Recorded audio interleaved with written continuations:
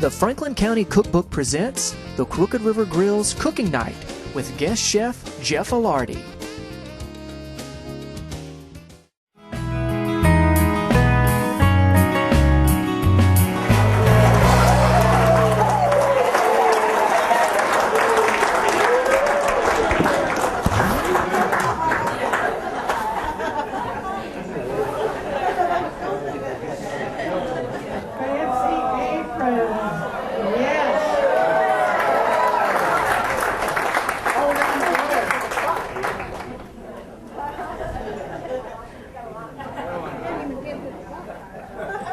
What's the Spanish word for fish?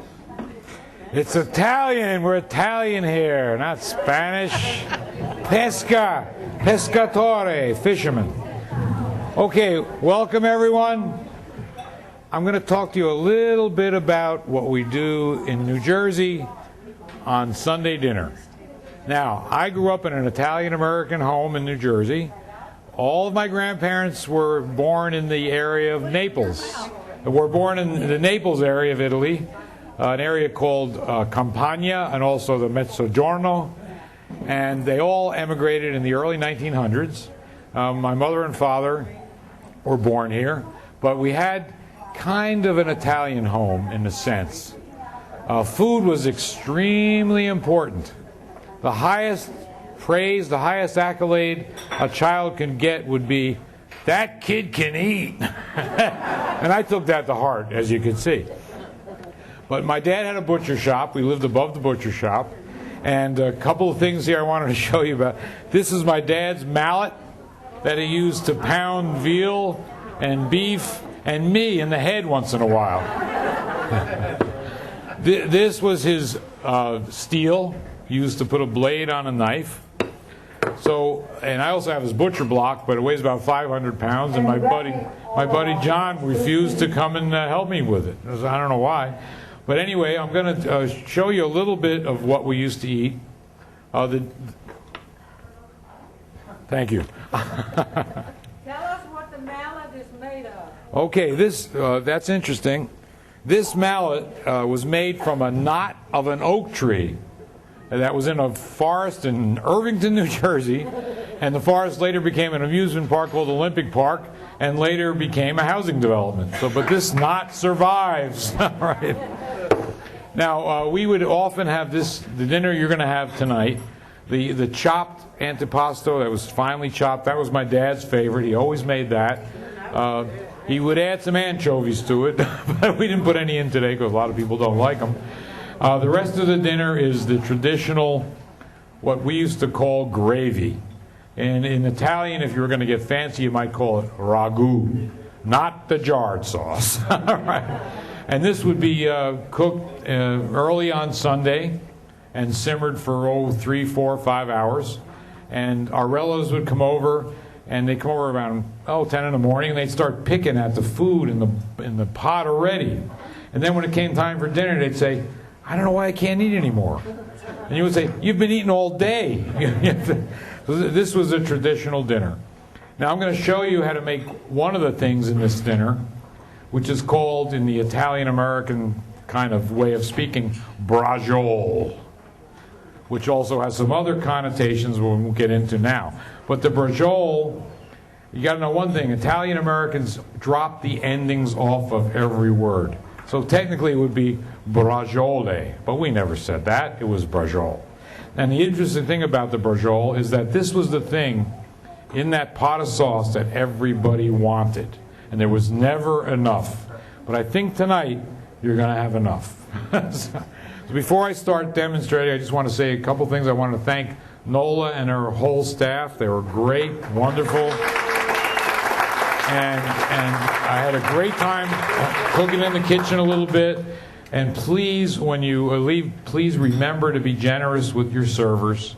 They work for tips, so be generous, please. Now I'm going to show you a little bit. I'm going to put the microphone down, so basically I'm going to try to yell, and so you can hear me. Okay. Now, the braciole is basically a slice of beef. And I usually use a round steak slice because it makes for a bigger slice, and you can cut it into several pieces. Today we have a piece of eye of the round, which is a better piece of meat, but not what we usually use because we use a bigger slice. But this will be fine. Now the first thing you do with this, you can get your butcher to slice it. If you have a really good butcher, he'll even pound it for you. But I'm going to pound it because this is my dad's mallet. So we pound it flat, get it about, maybe an eighth of an inch, and don't knock anything over while you're pounding it. And it's very simple. Let's get that heated. You gotta put some olive oil. Yeah, let's put that on. Get it hot. Okay. I've put some extra virgin olive oil in the pot. You don't have to use extra virgin olive oil, but use olive oil. It works better and it gives it a little bit more of a flavor.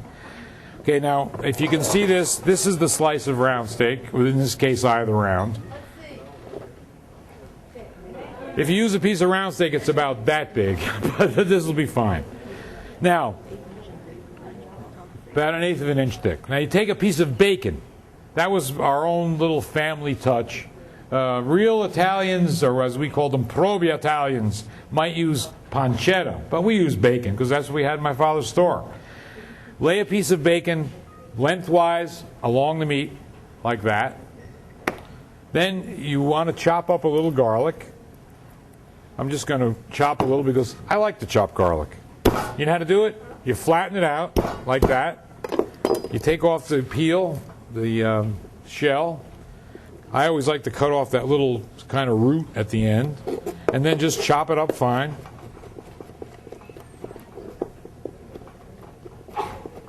Now, I got to tell you one thing. My dad was a butcher, as I said. He always had one of his fingers bandaged. Always. And I've sliced myself a few times, too. Okay, so we're going to take this garlic, put it on the plate, and mix it with some chopped parsley. Use Italian flat leaf parsley if you can get it. It's hard to get around here, but it tastes better than the old curly leaf garlic. Put that in there. Take some grated Parmesan cheese. This doesn't have to be the fancy Reggiano stuff.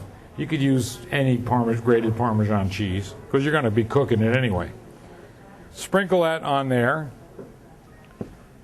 Some breadcrumbs. I usually use plain. You could use seasoned Italian if you favorite. Just sprinkle them in there so you have like just a nice little coating of breadcrumbs, parsley and garlic. And it's all inside because you're going to roll this up. Salt and pepper. Thank you, dear. I rely heavily on Caroline to give me advice when I start forgetting things. A little salt and pepper, not too much.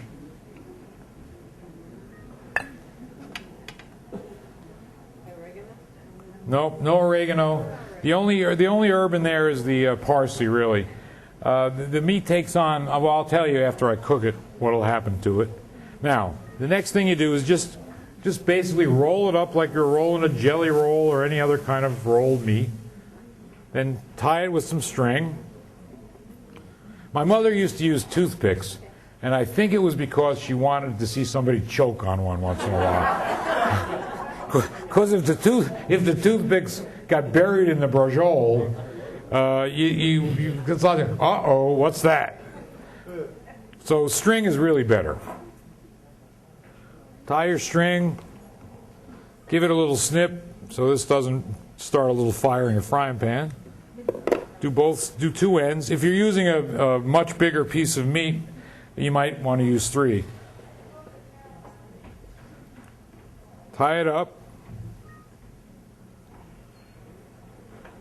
I just tie a simple double knot. Of course, my dad, as a butcher, he tied all kinds of fancy knots, but he never taught me to be a butcher. He said, "Son, you're going to school." And I became a lawyer. And my parents had 3 children, and they never went to school themselves. They had 2 lawyers and a college professor.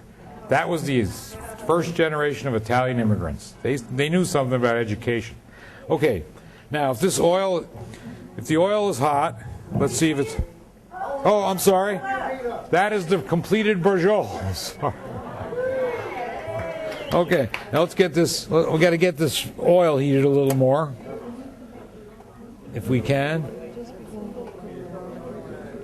Oh, it went off. I need a little help here. It's going to have to light it, so turn it back off. Well, Turn it back off, Jeffrey. Turn it off, Jeffrey. let's see. That's got to be hot. Well, what I was trying to say, the oil should be hot enough to sizzle as soon as you... Thank you. Thank you. The oil should be hot enough to sizzle when you drop in a little piece of breadcrumb or something like that. Just throw a little bit in there, and if it sizzles, not ready yet. Well, while this is heating up, growing up in an Italian-American background family, one of the interesting things was about food. A lot of it was about food. For instance, my grandfather who lived with us for a while had to have every day of his life lentil soup, and okay, that's good. Okay, it's ready. I need a fork. All right, I'll use a knife. It's all right. Now, just you want to brown this brajol. Get it brown on all sides. And what you're going to do when it's brown is you're going to plunge it right into your tomato sauce, your gravy, and it's going to cook in there for 2 or 3 hours till it gets almost falling apart tender.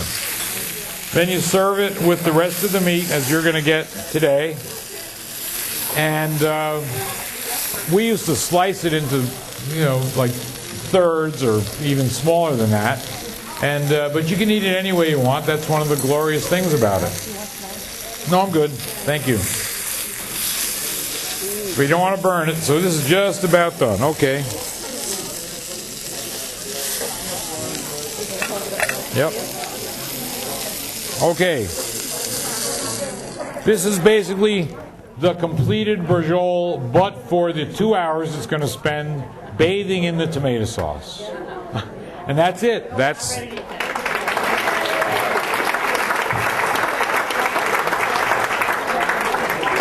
Anyone have any questions about anything you've seen or heard? Who won the quiz? Melanie did. Congratulations. All right.